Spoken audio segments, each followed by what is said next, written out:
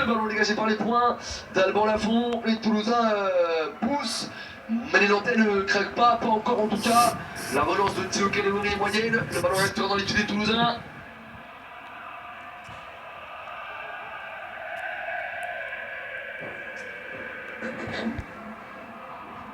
Alors que Chelsea City a commencé en première ligue, les gars, vous avez le score à gauche.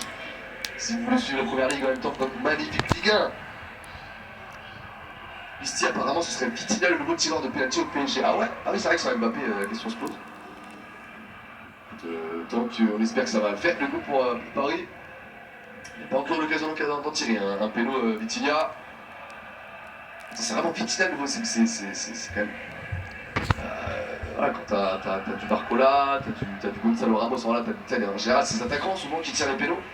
Après Vitinha, je pense qu'il est agile. Allez, le centre là pour les Toulousains, dégagé par les Nantais.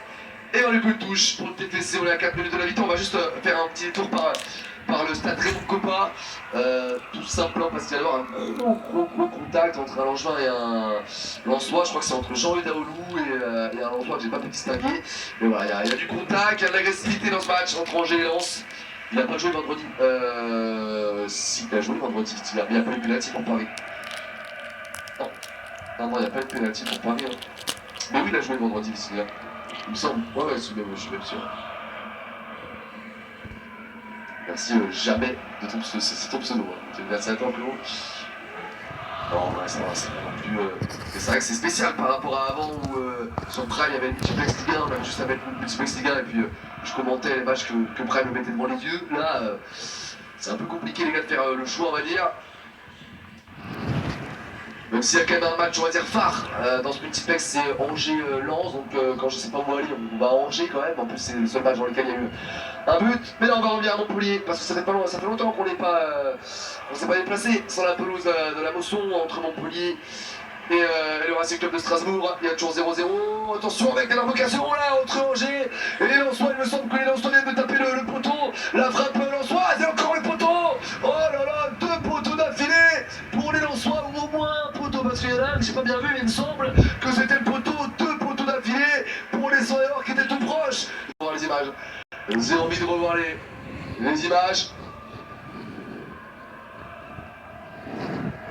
Parce que là les gars, cette occasion était juste folle, alors qu'en même temps les Montpelliérains se créent l'occasion. Corner pour Montpellier. On va suivre le corner pour les Montpelliérains en même temps que j'espère le plaisir. On ne met pas le ralenti là, ça fait 3 minutes qu'il y a un frérot qui doit jouer la touche pour Angers, mais il ne la joue pas encore, ils n'ont même pas montré le moindre ralenti.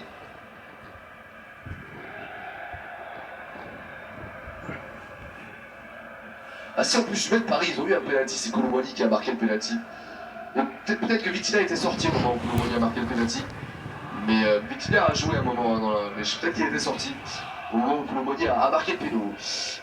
Bon bah on n'aura pas les ralentis entre Angers et Lens. On va donc revenir à Montpellier avec ce corner pour les Montpelliérains. Savanier s'est frappé, mais ce sera dégagé par la tête d'un Strasbourgeois. Touche pour Montpellier à droite. Voilà, donc ouais, hein, c'est bien ça, un poteau de Sotoka et poteau de Wessé Saïd. Double montant pour les Lensois, pas verni là sur ce coup-là. Ah ça y est, on a droit au ralenti. Ouais, c'est une tête de Sotoka croisée qui était magnifique, atterri sur le poteau. Et derrière Saïd qui se joue des défenseurs en juin avant de frapper sur le même poteau que Sotoka avait touché avant. Incroyable. Allez, 2 minutes les amis d'arrêt de jeu entre Montpellier et Strasbourg.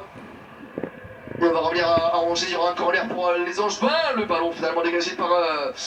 Oh là là là là là, ouais, là, il va y avoir un contact dans la surface de réparation de Lens entre Kevin Danso, un Angevin et un Lensois. En fait, il y a 2 Lensois et un Angevin là qui se sont peut-être tous tapés entre eux. Ah oui, voilà, d'accord, ok. En fait, t'as un Angevin et un Lensois qui se tamponnent, qui tombent tous les deux.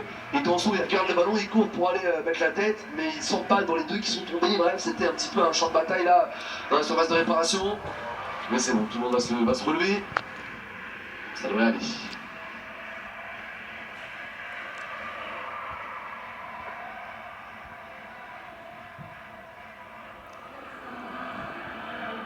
Là on était sur le terrain, c'était Mbélé qui a donné le ballon à Kolo. Ok. Donc du coup Vitinha ce sera le futur tireur du penalty, mais vendredi il n'avait peut-être pas été encore nommé alors. Ou alors juste pour parce qu'il y avait 3-1, machin, il faire marquer Colomboigny peut-être. C'est possible. Il n'y a pas le multi-écran facturé 20 € en plus sur DAZN. J'ai pas tout capté sur ce truc. Moi, ce que j'ai compris, après, t'as peut-être raison, hein. Moi, ce que j'ai compris, c'est qu'il faut que tu payes 20 balles de plus, ça veut dire 60 balles par mois pour avoir 2 écrans. Par exemple, moi, je fais un live sur mon écran là, et si mon père ou mon frère ils veulent regarder les matchs chez moi, ils peuvent pas parce qu'on a pris que pour un écran.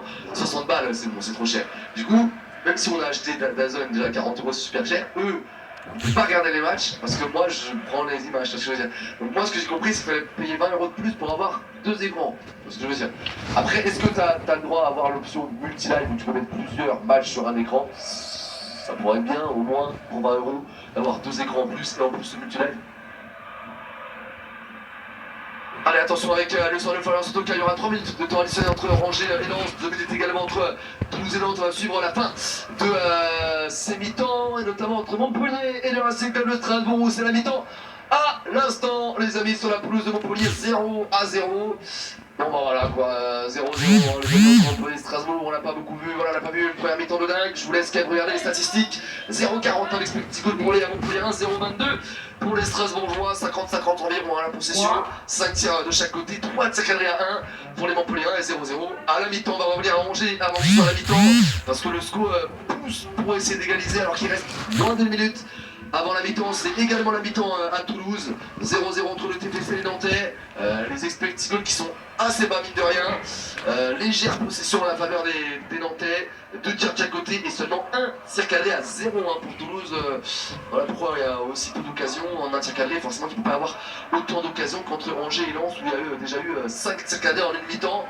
Bon, c'est la mi-temps de partout sauf à Angers, on va donc revenir sur la pelouse du SCO avec un coup franc pour les Angevins. Allez, le coup franc est mal frappé là de la part d'Iman Abdelli, sera récupéré par Ruben Aguilar.